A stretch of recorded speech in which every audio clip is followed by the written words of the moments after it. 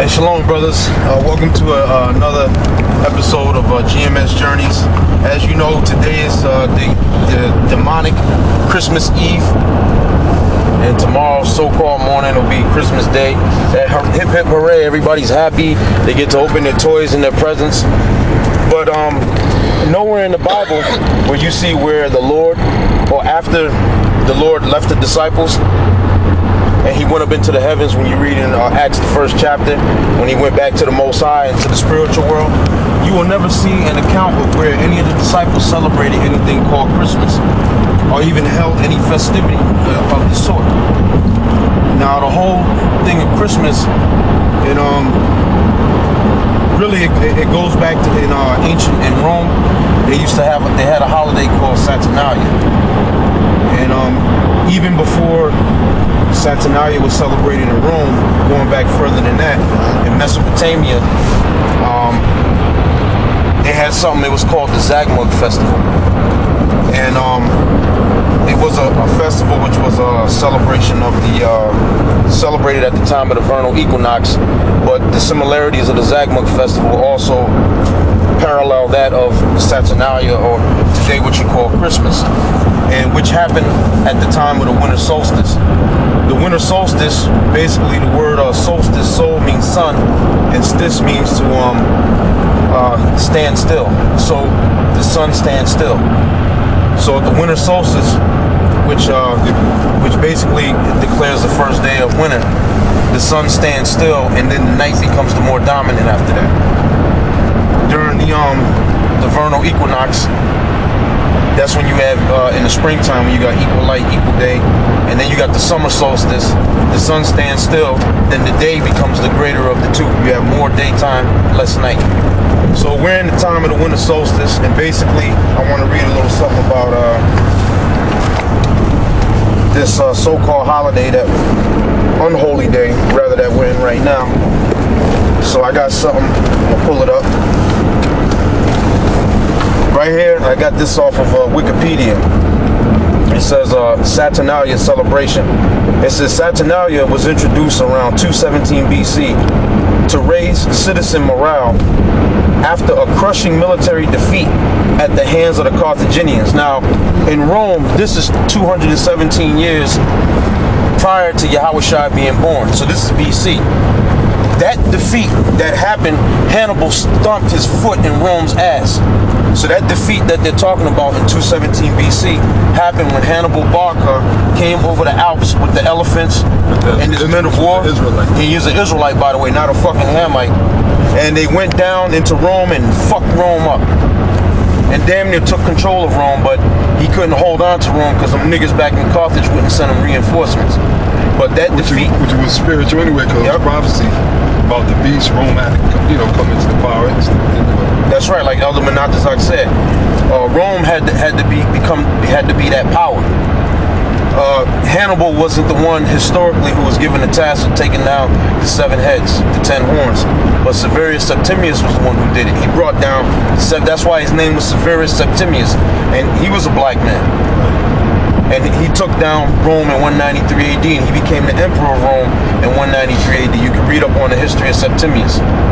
But it says in 217 BC, to raise the morale after a crushing military defeat at the hands of the Carthaginians. It says, now I'm gonna read down. It says Saturnalia involved the conventional sacrifices set out in front of a temple of Saturn, and the untying of ropes that bound the statue of Saturn the rest of the year.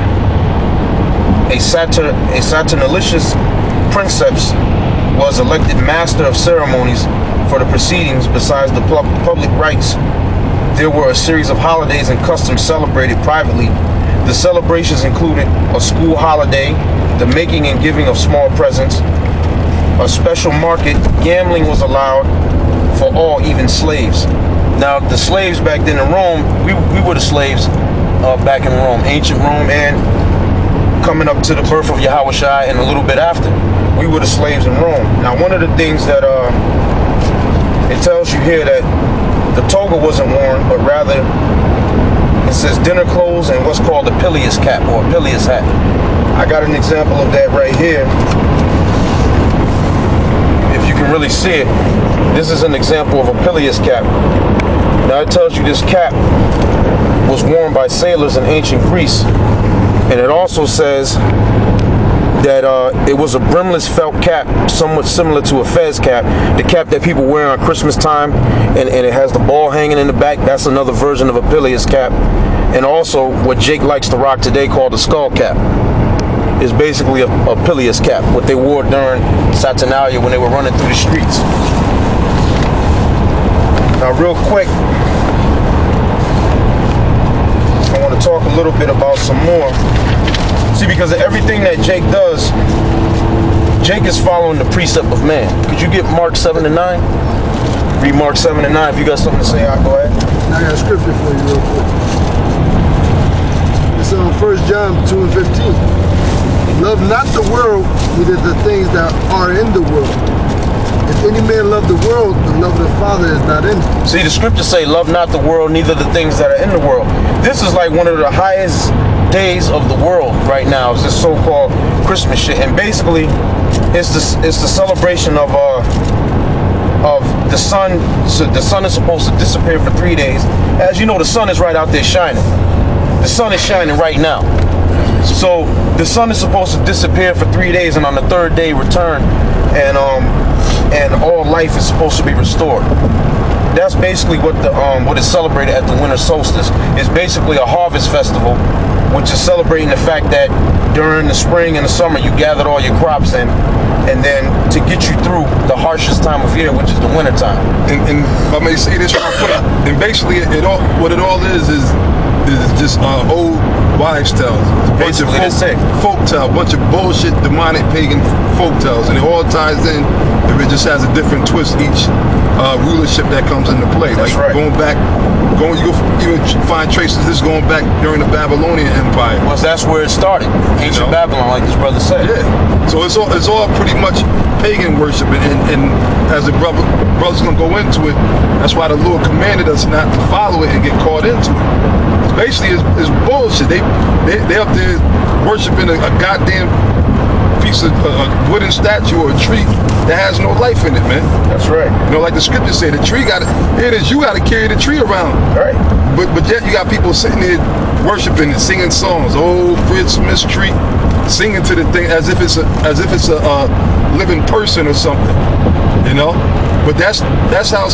Now it seems as the brother's going into it, it seems like common sense that is bullshit. But you actually had people just like today, which that spirit has died away. But you know how people are mad about Christmas? They put fucking reindeer, so-called reindeers and sleds on their roof. Fake snow. Here it is. It ain't snow. They're gonna get some type of blanket that make it look like snow or something. Yeah. You know, just to put that effect. And these people they worship, which in fact, like the brother's saying, they worship in those old customs such as Saturnalia, the Zag Mug Fest, as the brother went into. Back to Nimrod. They worship. It's the worship of Nimrod. It all goes back to Nimrod. You know. So that's it. It all ties in. It all has a different twist. Now this Christmas celebrated as Christmas in today's term. In other parts of the world, they got other names for it today. But it's all pretty much the same thing. Well, they say this, and if this devil, that's how you know this devil is crackers, Esau, so-called white man, the ringleader of all this bullshit. That's how you know he's at his end right now. Because now, let's say this devil got another 20 years to go. They're getting rid of Christmas, right? We're living in a time now where they want to get rid of that whole term Christmas and just call it Happy Holidays. Right. Because it's offending a lot of people. Because of this great melting pot called America. You don't want to offend the Arabs. You don't want to offend the so-called Jews. You don't want to offend the so-called atheists. You know? And you know what it is too? It's harder for them to keep upholding that bullshit lie that the Lord was born on this day. That's right. Right. Because now you got more and more people coming out finding out information that the Lord couldn't have been born on December 25th in the dead of the winter. That's right. During the winter solstice. I'm glad you mentioned that. So now they can't keep that lie going on. Good. Now I'm glad. Now we got to segue into this, and I'm gonna come back here. But now, since Elder Menatazak mentioned the thing about being born on December 25th, There ain't none of you pastors out there, none of you biblical scholars. There's not near one of you out there that can prove that the Lord was born on December 25th. First of all, that's not even in the Bible.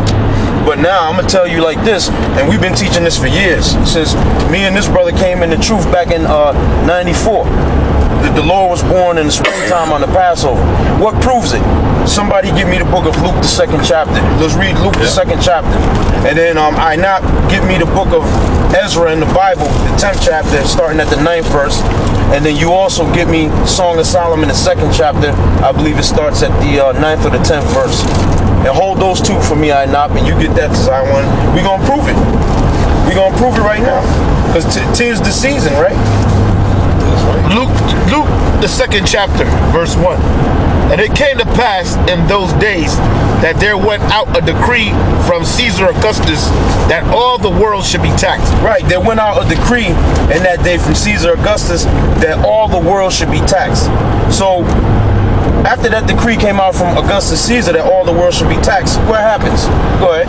And this taxing was first made when Cyrenius was governor of Syria.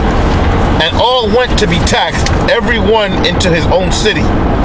And Joseph also went up from Galilee, out of the city of Nazareth, into Judea, unto the city of David, which is called Bethlehem. Right, so Joseph left out of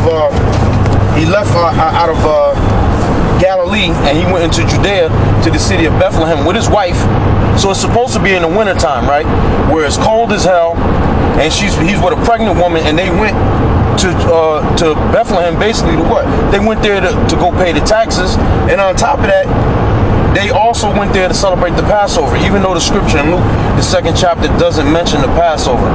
The Lord had that put there in the New Testament as a mystery. That was put there as a mystery. But like the scripture say in Amos, surely the Lord would do nothing but he revealed his secrets unto his servants, the prophets. The birth of the Lord and the death of the Lord is like a secret. It's one of the secrets of the Most High. But it's revealed to us. It's right there in the scriptures. You just got to go do something called research. And then the Spirit of the Most High got to open your brain up to it. That's the key. Hey. Now, this brother was read that again to Zion. And Joseph also went up from Galilee, out of the city of Nazareth, into Judea, unto the city of David, which is called Bethlehem, because he was of the house and lineage of David. Right. So Joseph was of the house and lineage of David. That's another thing. That virgin birth garbage. Now Joseph was of the house and lineage of David. Now how the hell was Mary impregnated, not by Joseph, but yet the Lord himself, Yahweh Shai, they addressed him as thou son of David. Now why is it they always addressed him thou son of David? They always called him the son of David. Because he is the son of David. He comes from David's line. His father Joseph is an exact descendant of King David and King Solomon. I got scripture. Coming on down. Go ahead, brother. This is Romans 1 and 3. Concerning his son, Yahweh Shai, our Lord, which was made of the seed of David according to the flesh. According to the flesh. Made of the seed of David according to the flesh. You see that? And declared to be the Son of the Most High with power according to the Spirit of holiness. By the resurrection from the dead. Out of the resurrection from the dead. So now if you sit there and say that the Lord was born through some bullshit immaculate conception, then you out of your mind, man. Ain't nothing else to talk. You ain't playing with a full deck of cards. The script, we ain't have to break that down, man. Nope. No.